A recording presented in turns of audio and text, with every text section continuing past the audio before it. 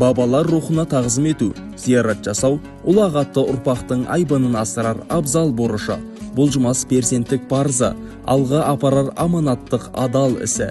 Бұл бір жағы біздің өткенді түгендеп, бүгінгіні байырқалап, ертеңге бағыт ұстайтын мінәжат мезіретіміз, жоралғылы жолымыз. Оның ұрпақ тәрбиесінде де алатын тағылымдық орны үлкен.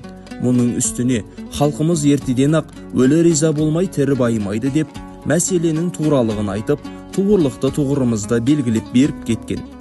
Құрметті Құрбан ата ұрпақтары, сіздерді 2025 жылдың 1 маусымы күні сағат 12:00-де Арыстан баб Құрбан ата кешенінде өтетін кезекті асымызға шақырамыз. Ас берушілер Отырар ауданы Көкмардан ауылы. Қонағасы 31 мамыр 2025 жыл сағат 16:00-де.